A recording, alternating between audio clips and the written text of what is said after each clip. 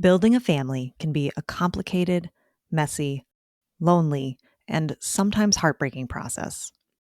But you don't have to navigate this challenging journey alone. Welcome to the All Paths podcast, where we support and celebrate all of the different ways there are to try to grow your family. We're your hosts, Emily and Lauren from the nonprofit organization All Paths Family Building, and today we're talking with Max about their journey. Max, thank you so much for joining us today. Excited to be here. So before we get into your story and the work that you do, we would love for you to just quickly introduce yourself to our listeners. Sure. Yeah, so I'm an egg donor conceived person. I am biracial, actually through donor conception, which we can get into later. I grew up in a Chinese American immigrant family, and I'm a licensed social worker. And on top of that, I'm an advocate in the space of donor conception, and my mission is to create a future for donor conception that no one has to crisis manage. So I like to say that my career is an evolving love letter to everyone who's been impacted by donor conception. That's beautiful. That's love amazing. Thanks. Yeah, I guess I should mention I am the founder of Beyond the Cradle Consulting. So that's the mantle that I do all of my advocacy and collaborations under. And I work with professionals and organizations to approach their care in a more human-centered way. Wonderful. And we'll definitely put all of your links in the episode description for any listeners who want to get in touch. Thanks. So tell us about your family. What are your earliest memories of knowing about how your family was built? It's an interesting story because it feels like the true story is split between my brother and I. So I have a twin brother, and we are both biracial, and both of our parents are monoracial Chinese Americans. And when we were born, as I've always been told that he had blue eyes and blonde hair. I don't think it really was blonde, but to our family, it might as well have been blonde. And then I looked different. I had darker features. So from the very beginning, I think my parents were getting questions and looks because it's like, what are you doing with this baby that doesn't look like you, but then one of them does? Confusing. Genetics is weird. So I didn't know that I was biracial, but I'm sure that there were so many little things that were happening around me that I was just oblivious to. I think that people thought my mom was a nanny, or that, they made up their own stories and assumptions about what was happening. And I think my brother was aware of it much sooner than me because he looked different than our family in ways that I didn't. So a bit of a different experience for us. But we both found out at the same time that we were donor conceived and biracial, because our parents sat us down at the kitchen table, I think around middle school, and told us, the doctors told us not to tell you, but my dad wasn't okay with that. And he thought we should know. And so they told us that we were conceived using donor eggs and that the egg donor was a white woman. And so we were biracial. And they used eggs from a white donor because they couldn't find an Asian donor. So they did find one who was Japanese, and that's a whole my grandparents would have had a field day with that because they've had a lot of experiences with the Japanese. So that wouldn't have been a perfect solution anyway, but her eggs were taken by another family. So then there were no options left. So that was the story.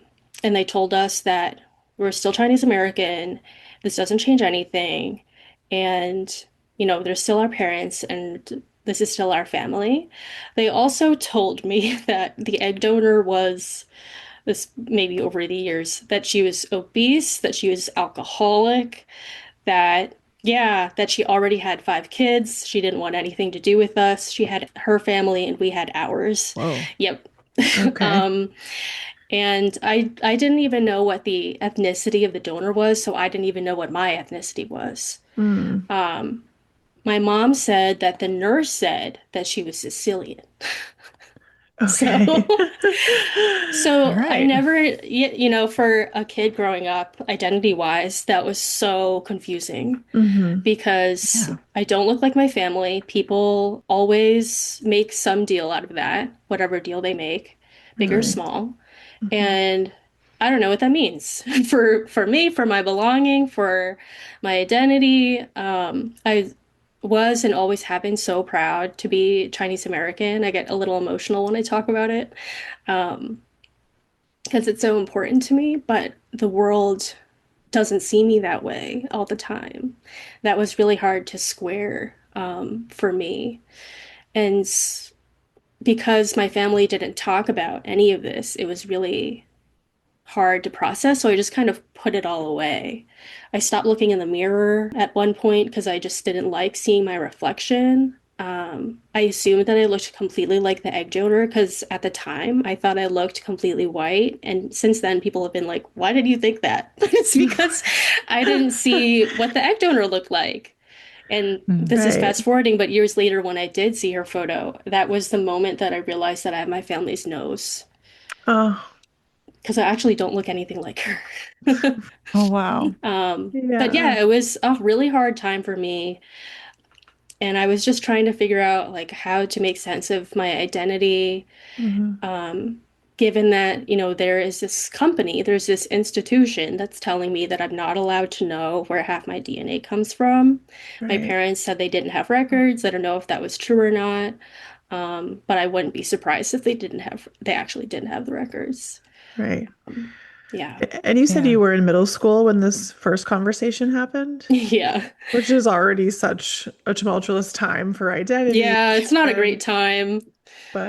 and so how did you feel after that? Was that the first and only conversation, or how did you kind of land with this information, and where did you go from there? I think I went along with what my parents said because, it's kind of what kids do. Sure. Like, okay, she doesn't want anything to do with us, then I don't want anything to do with her. Hmm. And also, yeah, I am Chinese American. I didn't really think about, okay, you could be a monoracial Chinese American or a biracial or multiracial Chinese American, and those are very different experiences and very different blah, blah, blah. Hmm. My parents just kind of rolled it all into you are Chinese American. And that was that for me. So I just completely avoided the topic of race and identity. Mm, And I had a lot of anxiety and I think grief about that too. of course. Yeah. I feel bad that your parents didn't have the support around these conversations that Hmm. exist now. It sounds like they did the best that they could, but even as recent as like 15 years ago, that's what agencies and doctors were telling Hmm. parents, like just don't bother telling the Right. kids, they never have Hmm. to know, which we now know is absolutely incorrect. And we can see the impact that it's had on Right. these donor conceived people who, some of them don't find out until they're adults, they're in their 20s, they're in their 30s. Yeah, we have people reach out to us looking for resources Hmm. about, Yeah. talking to their donor conceived kids about their origins. We're like, oh, okay, here's a book list. If they're really little, like there's some good port books, and they're like, no, no, no, they're in their 30s. Right. Okay. Hmm. I'm so sorry that it's taken this long for the medical system to Hmm. catch up with what is the best practices for the health and well-being of all of these people. So I guess the fact that you found out in middle school, like Lauren said, that's a really tough time to deal with any sort of emotional upheaval because life is just one big ball of hormones. Um, Right. Hmm. but yeah, I'm sorry that your parents didn't have the support that they deserved through those conversations that they were having with you and your brother. Yeah, and that's part of why I'm so passionate now about the work that I do with advocacy and with consulting. Is I'm Hmm. working on some support guides for people, quote unquote, beyond the cradle. So for donor conceived people, for donors, for parents, is how do you navigate a lot of those gray areas of life? Like how do you build connections with siblings or donors, or if you are a donor with your children? How do you collect and update family medical history over time? How do you make sense of your racial identity if you had a discovery. And maybe I buried the lead in my intro, but this is an important part of my story is other people's stories because I ran peer support groups for donor conceived people and really kind of created the community that I needed as an adult after I found out about donor conceived people, like that term existing and the community existing. And I heard so many stories because I ran a peer support group for BIPOC and multiracial donor conceived adults. And what I really quickly realized is that I was not alone. All these other people's parents weren't telling them, or if they did tell them, there were some problems with the way that they did it. And there are a lot of other people, whose parents didn't have that support. And the impacts are actually generational. Right. Not only do they last beyond the cradle in one lifetime, but I was meeting donor conceived adults who had children, and those children were having their own ethnicity and racial identity discoveries through their parent because their Right. parent was, yeah, like the stories that I could tell.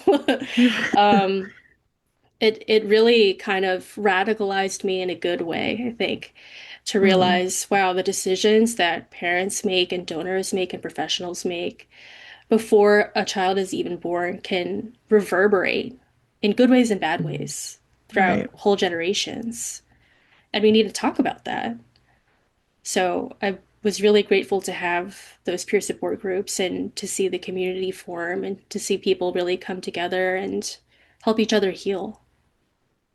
Yeah, absolutely.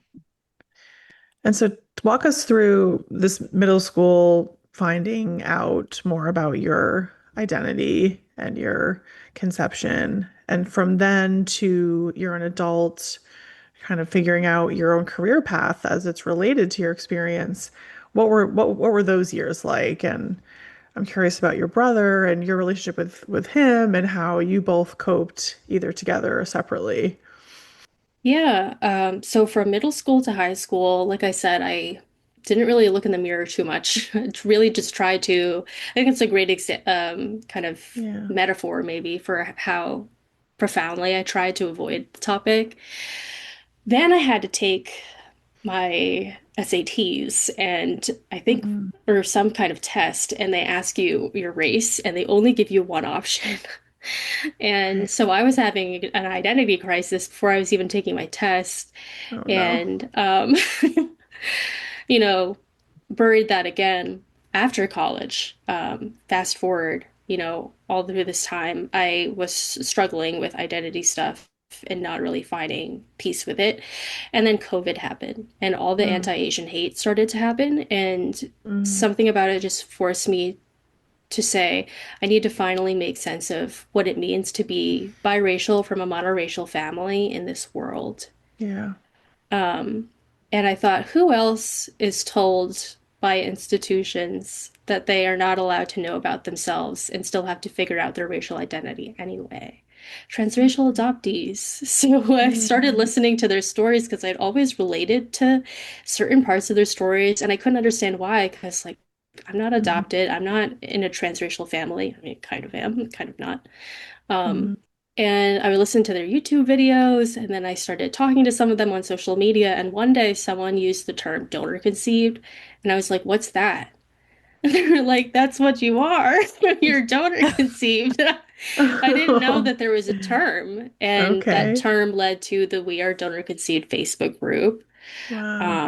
Yeah. And then I started reading all these stories and I was like, whoa, there seems to be some problems in this industry because all these Mhm. other, adults are having all these issues with medical records and like all these siblings. And I'm egg donor conceived, so my experience tends to be a little bit different from the wider community because so many people are sperm donor conceived. But still, it was really eye-opening. Um, and then yeah, just really started to learn a lot about what was going on in people's lives. You mentioned a little while ago that you did eventually see photos of the donor. Did you end up getting in contact with them directly? Was it through an agency? How did that piece come about? Yeah, so I really have to thank that transracial adoptee because they kind of set off a snowball effect that led to me meeting my biological mother, or my parents' egg donor. And I say my parents' egg donor because I don't really consider her having donated anything to me. She donated to Mhm. them. I'll also say with biological mother, I know that that term can be loaded for a lot of people. I use it because, like, t to me, DNA is biological, and therefore she's my biological mother, but birth is also biological, and so my mom is also my biological mother. I have two. Yeah. Um, so yeah, that transracial adoptee led me to that Facebook group, and that Facebook group opened my eyes to the fact that you could, in fact, find the donor.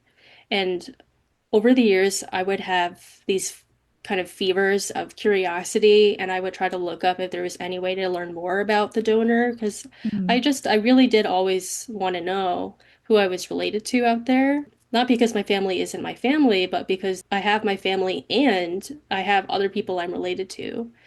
And I knew that there could be half siblings that I had walking around out there, and that I might walk down the same street as them and we might not know, when we could have a relationship if we were both interested in it. So people were talking about taking DNA tests and finding donors and siblings. And I had always believed that that was completely impossible, like a freak, like miracle, if that ever happened. I was so out of touch with all of the developments that had happened since I was in middle school. And I started thinking, what if I wanted to take a DNA test? Because I didn't know, my ethnicities. I didn't know the donor's ethnicity. People always ask me, "What are you?" And I'm That's a like, rude question. Yeah. Like, why yeah, are people obsessed with this? that is, Why? it's such a loaded experience that, like, any mixed person can talk for an hour about. But on Yeah. on top of that, to add another layer, I didn't even know how to answer the question, even if I wanted to, Right, because right. because I didn't know. And then the other piece was I decided I didn't want to know the donor because she didn't want to know us. But I wanted to know who the siblings were, Mm. if I had any. Hmm. So I took this test. And then a month later, I opened the test results while I was at work, which I really don't recommend. Oh no. Oh no, oh no. And I looked at Yes. through the pages, and then I saw this word, mother, under genetic connection. Hmm. And then under percent of DNA shared, it said 50%. And then I saw her name, the egg donor's name. Oh wow. And I was like, I was not looking for this person. And she's, Yeah. I immediately connect with her. What are the odds? There were no siblings on there at the time, just her. So I really, like, agonized over what to do. And I think I really had to deal with the effects of what my parents told me in middle school, that she didn't want anything to do with us. I had to realize that I had walled myself off from her after hearing that, when I actually didn't know anything about her. And I had never known half of my medical history. I would really like to know it. I would like to know more about that side's cultural heritage. And I also just was curious. And I think I had to accept that, um, because all my life it was framed as a binary, like, respect your parents or be curious, one or the other. So after the new year, I found her and I sent a Facebook message, and then she responded and said that she was elated and that she had always wanted to know who we were, and she believes in God. And so she said, I thought that if God ever wanted me to know who you were, then he would let me know, and now here you are. And she Wow. had gotten Oh on there a wow. month before to look for a different genetic connection. Wow. Oh Yeah, wow. yeah. So It's crazy emotional. timing. Yeah. Yeah. Yeah, that's wow. That's really moving. It was wild. Yeah. And, not obese, not an alcoholic that I know of. Not Um, Sicilian. okay. Also, Okay. Okay. Italian, but not Sicilian. Okay. Yeah. Wow. So you're now learning so much new information. really sounds like the opposite of what you were told. Hmm. And so there's so much to process there. You've found her and you found new information. That was a surprise, I'm sure. Yeah, it was so much to kind of integrate Yeah. because I had this image of her as being this person who thought she was better than us or didn't want anything to do with us, and Mm. had kind of turned her back before I even learned who she was. And that wasn't who she was at all. Hmm. Now, you said when you first did the test, it was just you and your mother who had, done her DNA test a month before. Since then, have other genetically related siblings or other people popped into the picture? Yeah, so my parents' donor and I, we one day saw a new connection come up and it was listed as cousin, which typically happens when it's actually a half sibling, Mm. because Okay. the percentages are similar, Yeah. of relatedness. So she messaged him saying, "Hey, I am your egg donor." And he never responded, other than to say, "I see that we share DNA, but I don't think we're related." And that's when I realized that he didn't know. I don't think his Oh, parents told him. And so Oh, he was like, you, okay. if you share DNA, you are related, Oh, right? right, Like he right. didn't, like clearly, yeah. and I had been running peer support groups by that time, Hmm. so I knew what people say when they're in Mm. shock and in Right, crisis situations. right. I've heard all kinds of interesting like ways that people come up with. Mm. Often people assume that there is an affair or something like that. Oh, wow. Right. Okay. Yeah, if they didn't know. Mm. So I really felt for him, and I also was like, wow, the um my parents' egg donor, we'll call her S for now. S had no idea that like we might not know. I think she Mm. she just assumed Yeah. that we would know.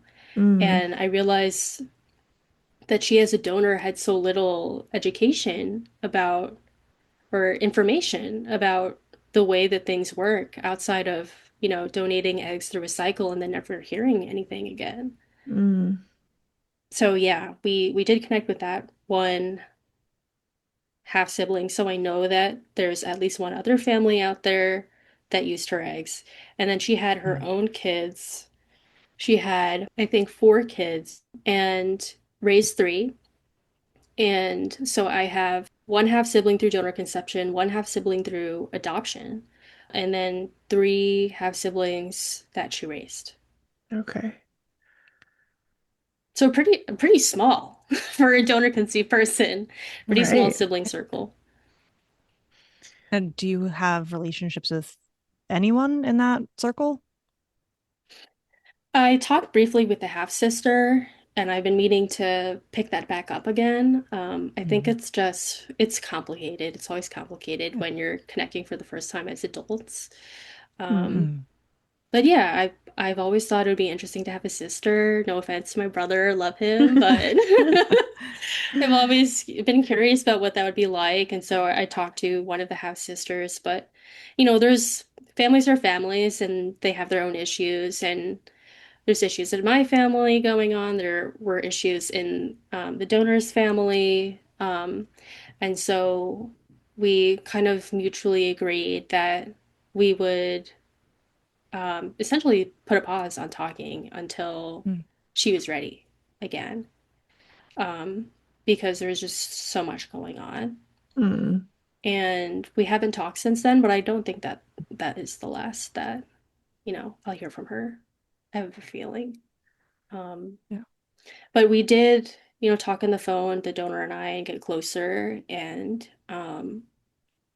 yeah, it was so scary to hear her voice for the first time. Yeah. Yeah, I can't even imagine. Yeah, and just like wonder what that's like. I think it was just so helpful to me to see her face too, because it made me realize that I really did look like my family. And it's ironic because I think, these doctors and my parents and all these people are so afraid, that you'll lose your relationship with your family if you have any connection with the donor or other half siblings. But in my case, it actually drew me closer to my family to be able to see what she looked like. Right. And if I had had that all along, then things could have been different. Yeah. Very different. What has your family thought of this whole Mm, process? Like, or have they, I should back it up. What have you shared with your parents and your brother about this whole journey of discovering relatives? And if they know about different steps, like what has their reaction been? mm, My brother's been on his own journey of, making sense of his own identity and his own story. So I won't tell a story for him. But he knows like everything that I've shared so far. And I think I told my dad, he was like, okay, don't tell mom. So we didn't, we did not mm, tell my mom because I don't think she would be able to handle it well. mm. And does that feel okay to you to kind of help protect her feelings? Do you feel like that's okay that your dad knows and your brother knows and Yeah, that's fine. honestly, I think it's to protect our feelings from her Oh, reaction. okay, fair enough. Yeah, unfortunately. I'm not in contact with my parents anymore, so, I Okay. don't mind that she doesn't know. It's definitely for the Okay. better. Okay. Um, yeah. So that's okay. I think my brother and I, we can work through these things together, and that's what Hmm. matters to me. Okay. My cousins know too. Oh, no. So taking your personal experience and the work that you've done running the groups for donor conceived people and the work that you're doing now, what are your kind of best practices when it comes to openness around donor conception? If you could talk to somebody who is contemplating using donor conception to build their family right now, like what would you say the top, I don't know, two or three things to know going in would be? There's two things I like to say. One is that love makes a family, but DNA makes a person. And the other is that love may not see color, but the world does. Mm, So I try to toe the line between those truths Mm-hmm. um, when it comes to talking and telling and supporting your child. I think, of course, right now the best practice is tell early and tell often, but also talk openly. hmm. So it's not enough to just say you're donor conceived and blah blah blah and then just leave it at that or not have any open conversation after that because that's what happened in my case. Like you could argue that I was told early-ish. Hmm. Um, some people do define late discovery as after 18, which I think is way too late. Mm, Um, but Really? according to that definition, I would not be late discovery. However, it's like just being told is not enough. You need to be able to right. talk about it. And, Yeah. you know, I think a huge part of being a parent is curiosity from all of my work with parents and my friends who are parents. That's what I've seen. So much of it is being curious about your child, why they're Mm, acting the way they do, how to how to stop it in some cases, how to help your child and how to understand who they are and who they're becoming. And I think that curiosity also applies to their origin story. So, how they feel about it, how they make sense of it, what words they want to use, and really be child centered in that way and understand they may have a different perspective than you. And also, that perspective will most likely change over time as they go through different developmental stages, as different things happen in life, as different discoveries happen, because the discoveries of relatives, of identity, of medical history, of all these things can happen throughout a person's life. And so you're kind of on a journey together with your kid. Even after they become an adult, these are conversations that you can keep having together. right. That's excellent advice. Mm-hmm. Very, very good. And that terminology piece is interesting too, because I mean, you brought it up earlier. talking about how in our community, a lot of times we're referring to the donor because we're working with intended parents. But for that child who is then conceived, donor isn't really the right term. Is there an agreed upon, I guess, bucket of terms that the donor conceived community tends to use, or is it really family dependent or person dependent? It's really person dependent. I'm actually the only person I know of kind of who uses my parents' donor as opposed to my donor. Most of the other donor conceived people I've met will say my donor. And they'll also come up with other terms, bonus parent if they have that kind of relationship. Some people do, not everyone does. Um, you know, biological parent, genetic parent. Yeah. Yeah, I've heard all kinds of things. Yeah, I really like how you described having two biological moms. I think that was a really beautiful way of talking about how they both contributed to bringing you here. Yeah. Yeah, I know that it can ruffle some feathers when I say it. But I do maybe this is my neurodivergence making me too literal, but I look at the definition of biological and I'm like, well, DNA is biological and so is birth. So, Yeah. they both had a Right, hand in me being here, right, and neither one has to take away from the other. right. So, going even broader, what sort of systemic changes do you think need to happen to best support donor Oh conceived people? boy. How much time do we I have? say, I know, we've got 20 minutes left. Yeah, I know you can go for a So my while. entire body of work, yeah. Yeah. Um, Yeah, give us the yeah. high points. So I called my consulting practice Beyond the Cradle because I believe that donor conception doesn't end with the baby. It's just getting started. It connects and affects donor conceived people and parents and donors and professionals beyond the cradle over lifetimes, over generations. And so I think we can create a better future for donor conception by prioritizing long-term well-being of people instead of immediate outcomes. And I've gotten to see, how profound those impacts can be through my work in peer support. I've seen I've seen a lot of people come in crisis who are traumatized, and I've also gotten to see them form really beautiful connections and find new confidence in their identities and their stories about who they are and reclaim many parts of themselves. I've seen two babies been born over the course of the peer support groups too, and I will say that, I've talked to people who aren't sure if they want to have kids or if they can have kids anymore after finding out that they're donor conceived. Not because there's something inherently wrong with being donor conceived, but because they're late discovery, their story about who they are has been so upended. They're like, how do I even tell that story to a child? What's their story going to be like? What does it mean to be a parent? Um, and to be a good parent, a supportive one. And then I've also seen ultrasounds of babies on the way. So I've seen people really transform and go from one place to another. So I understand that the decisions that institutions make and that professionals make can have this really huge impact on DCP. Mhm. But they also have a huge impact, of course, on parents and donors. I've talked with a lot of parents who are like, how do I talk and tell? How do I build relationships with siblings who maybe number into the dozens or the hundreds and Mm, counting? What terms do we use for the donor? And how do we collect and update medical history over time? How can I even estimate how many siblings there might be?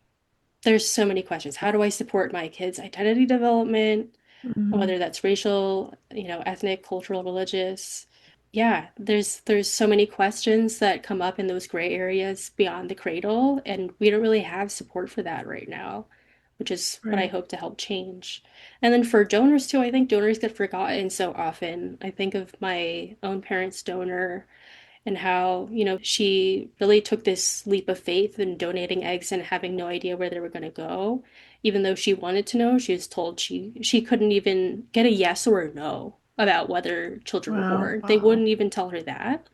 Wow. and have seen how some of those gaps in support and education have affected her. Like she didn't even know that we might not know. I've talked to egg donors, I've talked to sperm donors, talked to embryo donors. There's so many challenges I could rattle off that people face that really stem from what professionals do and say, and in how we talk about donor conception as this one-time event when it's really just the start of a whole life. Right, like you were saying, sometimes or oftentimes in the, fertility industry, the focus is on the outcome. Mm-hmm. And it's so outcome driven. We're just so laser focused on having babies, being born to people who want to have them. But then what? The Mm-hmm. impact, I think you said reverberate earlier, which is the perfect word.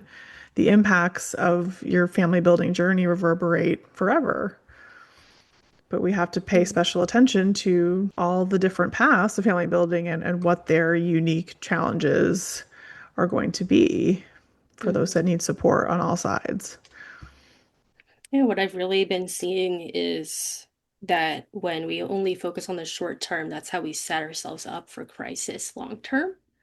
Like those are the crises that are coming into my peer support groups, and for donor conceived people, often at really already really hard times in their life too. Crises for parents, crises for donors, like some donors don't even know that if their kid, not even them, like if their kid tests on 23andMe, then they may be found and contacted. And they may have way more biological children or genetic children or whatever term we want to use that they expected. That's really overwhelming for them too. I don't think we talk about that side enough. Um, it can create crises for their kids because now they're like, I also have siblings. What does that mean for me? And then it creates crises for professionals and organizations because one thing about people is that they get mad. And that's what I found. Right. Uh, The thing about people is. little piece of wisdom. So, when they get mad, they tend to take that back to the banks and the clinics. And then that becomes a crisis for customer service Sure. or on social media or whatever it may be. Um, Creates a crisis for program managers who are like, I didn't even realize that there were these gaps, or this is my predecessor's work. What do I do now? Mm, So I think that, if we can really all work together to create a better future for donor conception, then we can really decrease the number of crises that everyone is going through. right. Yeah. That would be ideal. Yes. Yeah. And I hadn't never even kind of thought about like the program manager side of things. Like they're inheriting Mm, a system where 20 years ago, Hmm. best practice was to tell Hmm. people, oh, yes, this can be 100% anonymous. Like, no, that's not a guarantee that anybody can make. And now, they're stuck trying to, deal with that system that they had nothing to do with setting up, but are now, you know, right. trying to keep everybody happy somehow, or at least Hmm. deal with all the anger that is maybe Yeah. being directed at them. And that I have this memory that's seared into me from the stakeholder meeting. I think in 2021, there was a stakeholder meeting of a lot of major banks, fertility clinics, matching agencies, researchers, LGBTQ family advocates, medical professionals, mental health professionals, and donor conceived people who are advocates. And everyone came together to talk about kind of the state of things, like where different groups and different factions want donor conception to end up, and the different challenges that we're seeing. So I went to tell my story as one of, I think it was 8 donor conceived people, and also to represent the stories that I was hearing in the peer support groups. And the conversations were very intense and got very personal sometimes. And so I left the room crying at one point, because it was just, a lot to talk about my own personal experiences and use that to help people who work in systems see the long-term effects. And so I went to this other room, and there was a professional um, who was there on the couch, and she was also crying. And it turns out that she is a parent of a donor conceived child. And she was really scared that, you know, she wasn't doing the right things or, whatever. And also it was just so emotional to hear everything, everyone's stories. And I really remember that moment because up until then, the industry had been like the industry, like this like faceless group of people who are making all these bonkers decisions. And, it brought me into the present. It made me realize that, there are so many people who really want to do good and often have very personal connections. Also, like many professionals are parents who have gone through infertility or donor conception. And it made me, yeah, it just made me realize that there are a lot of professionals who really want to see progress happen and that my well-being is tied up with yours as a parent or as a donor or even as a professional. Well said. With your career path, did you go straight into, did you always know I'm going to professionally support donor conceived people, or did you end up doing something else first and pivot? How did this come to be professionally? I'm laughing because I had no idea. Like, if you could go back 10 years and tell old me this was what was happening, they'd be like, what? Yeah, Um, yeah. I think that, what does donor yes. conceived mean? No, so what happened is someone reached out to me on Instagram and asked me if I would like to run a peer support group Oh, because I wow. had put out there that I needed another gig because I was in grad school for social work. Okay. Um, and yeah, and so I was like, yeah, I'd love to run one for BIPOC and multiracial people and just see who shows up. And then years later, I through that I went to the stakeholder meeting. I met all these professionals. I started doing monthly webinars for professionals, also educational webinars, and talking with parents and working with donors. Working on support guides, and yeah, all of that brought me to where I am now. But yeah, I definitely had no idea that like that one Instagram message that might lead Let's here. say. Yeah. Um, or that one transracial adoptee might lead me here, but Mm, yeah, I mean my day job is not this. I'm okay. a therapist in my day-to-day work. I work at a practice that's by and for Asian Americans. Hmm. So that's kind of a adjacent part Okay. of my overall work. But related, I don't think it's surprising that you're a therapist, Yeah, right? right. It does make sense, right? Yes, you're like, well, we talk about, one of our questions is always like, how did you create the support that you needed? And so many of us do that, become what you need. It sounds like that Mhm. career path made a lot of Yeah. sense because you were needing support and wanted to provide it to others. Yeah, and I think I just love this work so much because it's so fascinating to see how donor conception can affect people in such different ways, the good, the Hmm. bad, and the ugly. Right. And every person is so unique. No story is the same. Um, and the meaning that people make of donor conception can be really beautiful, really interesting to hear about. Hmm. So I just love being able to support people wherever they're at with donor conception.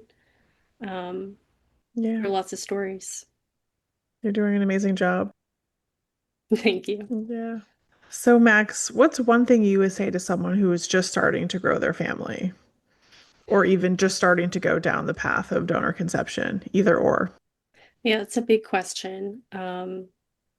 I think there are so many decisions that lay in front of you on a journey to grow your family, whatever that looks like. And the decisions that you make now become part of your Mm, story and your child's story. And if you can approach those decisions with clarity about what your values are and with curiosity and being willing to learn more, then I think you can give your child something really invaluable. love that. And I think that the journey will probably be a lot easier in some ways too. Right, Not that it's ever easy, but if you know these are the values that I want to lead my family with or teach to my child, those same values can guide you as you're making decisions now when you're so often in very gray areas. right. Oh, I love that so much. Yes. I really breaking it down that way. Sometimes it feels like it's so hard to make these really impactful decisions, but you can break it down to your values and that can help these decisions be easier to make. So you said that beautifully, better than me. I think part of it is like most of the time when you are making these big decisions, there's an immense amount of time pressure, whether that's coming from Hmm. Mm, you, whether it's coming from your providers. Like you need to make these decisions that are enormous and you feel like you need to make them in the next 10 minutes. So right. that reminder that you could take a beat, you can acknowledge that no, this is a huge decision that has, an immense impact. Well, let's take the time to think it through. Is so important and so hard to do. Yeah, you think you can definitely use those values as a compass to come back to. Mm-hmm. And, it's not a cure-all by any means. I think infertility is always Hmm. complicated. Hmm. And family building is always complicated in its own way. Hmm. But, I think I've talked with a lot of parents who regret decisions that they've made earlier on. And the reason why they regret those decisions is because they're actually not in line with the way that they wanted to raise their child now. Mm, And, um, I think I think it's really hard to do, but I think if you can know what those values are to begin with and recognize that they will evolve over time, then it can really help you as you're trying to make some of these really tough decisions. definitely. So, another question that we like to ask all of our guests is how can someone show up for a friend or family member who is struggling to build their family? So, you can answer that, or we can tweak it a little bit because I'd be interested to get your perspective on how can someone show up for a friend or family member who is a donor conceived person and maybe they found out as an adult, maybe they found out in middle school, maybe they're one of those lucky people that it was never a reveal, it was just always part of their story. But how can you support as they're making these discoveries and they're having this evolution of their identity? I'll pick the DCP one because I have a little Okay. bias there. Um, That makes sense. yeah. I think don't make any assumptions. I Mm, cannot tell you how many people have told me that their therapist told them, well, he wanted to be anonymous, a sperm donor, so you shouldn't contact him. Or that's not your parent. Or those are not your real siblings, or like stuff like that. It just mm, sounds bonkers because a therapist is never supposed to cross that Yeah, line what? into, So many questions. What? yeah. But I just keep hearing, I don't know what it is. mm, I think maybe I know that a lot of mental health professionals who work in infertility have experienced it themselves and may be parents mm, um, through assisted reproduction, whether that's donor conception or not, and maybe have their own feelings come up when they hear Mhm. stories like these and yeah. aren't checking them, which is part of a therapist's job. Hmm. Yeah. Um, and that's really coming out. And so I want to stop hearing stories like that, which is part of why I do what I do now. Um, But also, I've heard from people that our peer support groups were more helpful than therapy.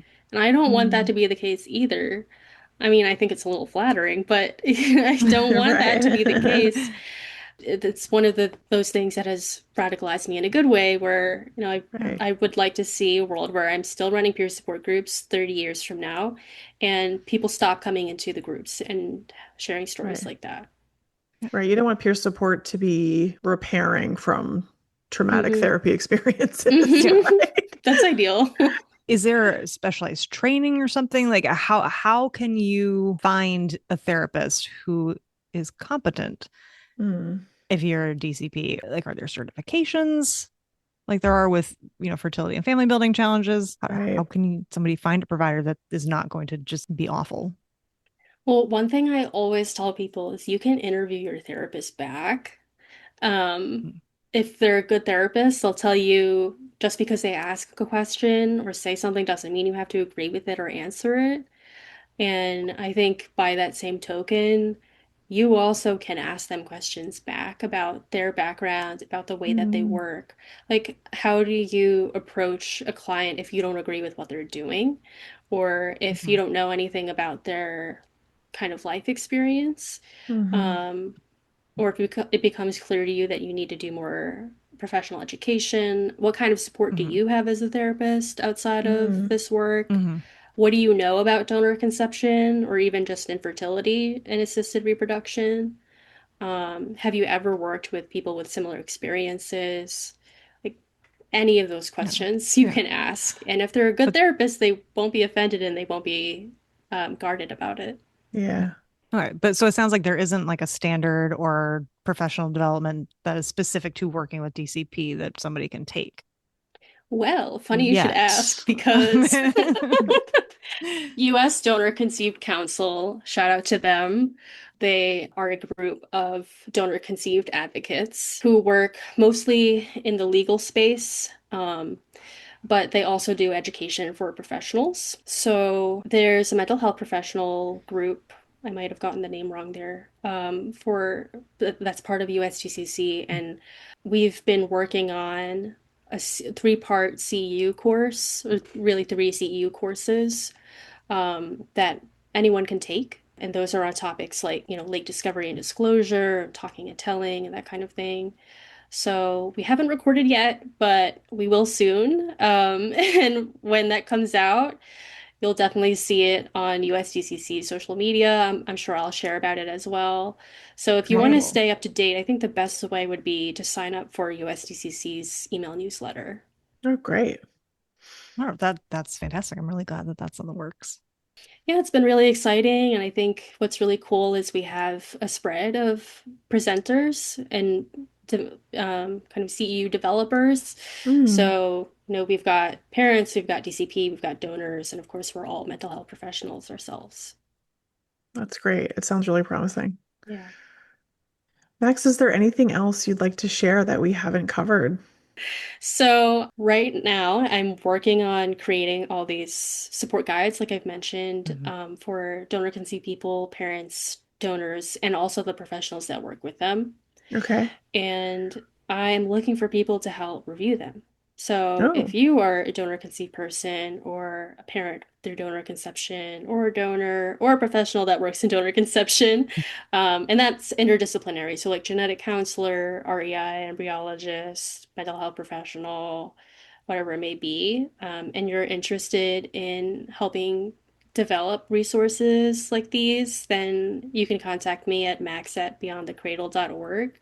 I'd love to talk with you. I'm always looking for more people to make sure these resources are community reviewed.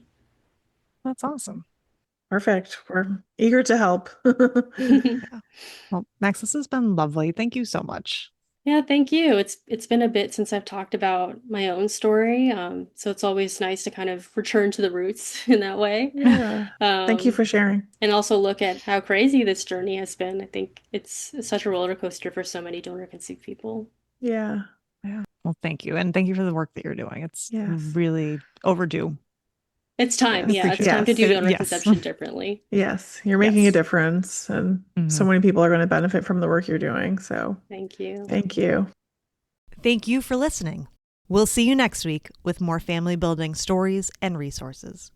Be sure to subscribe wherever you listen to podcasts so that you never miss an episode.